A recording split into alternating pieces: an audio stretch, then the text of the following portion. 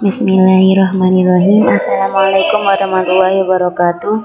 Alhamdulillahirrabbilalamin. Pada kali ini saya Nurlinda Hidayatul Jannah kelas 3A diberi kesempatan untuk mempresentasikan tugas dan materi yang telah diberikan kepada saya sebagai mahasiswi Universitas Nurul Jadid Fakultas Teknik Prodi Informatika tahun pelajaran 2021-2022 Python Probolinggo.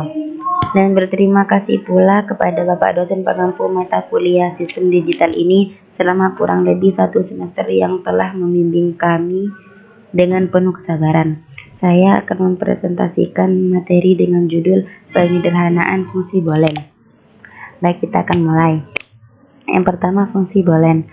Fungsi boolean seringkali mengandung operasi-operasi biner yang tidak perlu, literal atau suku-suku yang berlebihan. Contoh, himpunan XY sama dengan X komplement Y ditambah XY komplement ditambah Y komplement dapat disederhanakan menjadi X komplement ditambah Y komplement.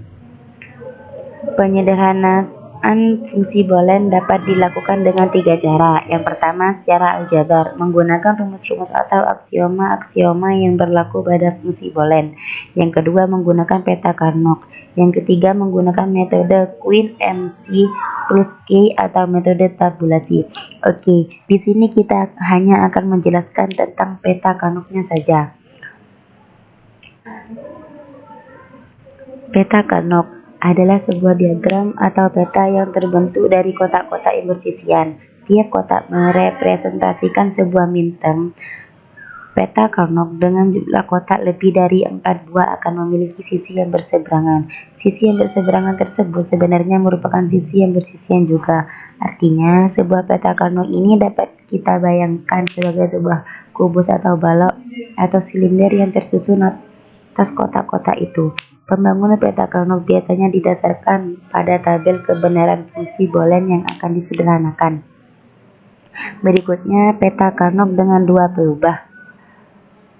Diberikan tabel kebenaran dan peta Carnotnya. Fungsi boolean yang merepresentasikan tabel di atas adalah himpunan XY sama dengan XY.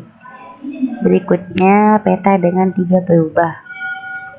Diberikan tabel kebenaran dan peta Carnotnya. Fungsi boolean yang merepresentasikan tabel kebenaran adalah himpunan XYZ sama dengan X komplement YZ komplement ditambah XYZ komplement ditambah XYZ. Langkah pereduksian. Yang pertama, kelompokkan sel bertetangga bernilai 1 menjadi bentuk persegi panjang dengan jumlah sel 2 pangkat n. Tiap sel boleh menjadi anggota lebih dari 1 persegi panjang. Yang kedua, dari persegi panjang yang terbentuk, cari literal antar sel yang punya nilai sama. Literal antar sel yang tidak sama dihilangkan. Yang ketiga, hasil pereduksian adalah gabungan dari literal antar sel yang mempunyai nilai sama. Berikutnya, sel-sel bertetangga. Yang pertama, sel-sel yang berdekatan.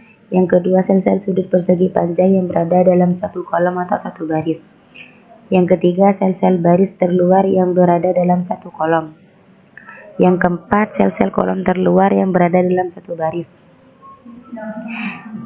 Selanjutnya, teknik minimisasi fungsi boolean dengan peta Carnot. Menggunakan peta Carnot dalam penyederhanaan fungsi boolean dilakukan dengan menggabungkan kotak-kotak yang bersisian. Perhatikan bahwa kotak yang berseberangan juga dianggap sebagai kotak yang bersisian. Dan yang terakhir contoh. Sederhanakan fungsi boolean. Himpunan XYZ sama dengan X komplement YZ ditambah XY komplement Z komplement ditambah XYZ ditambah XYZ komplement. Jawab. Peta Carnot untuk fungsi tersebut adalah sebagai berikut. Hasil penyederhanaannya, himpunan XYZ sama dengan YZ ditambah XZ komplement.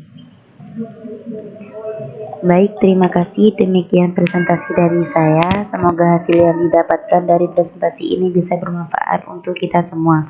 Jika ada kekurangan atau penyampaian dan tindakan saya ucapkan mohon maaf yang sebesar-besarnya. Terima kasih. Wassalamualaikum warahmatullahi wabarakatuh.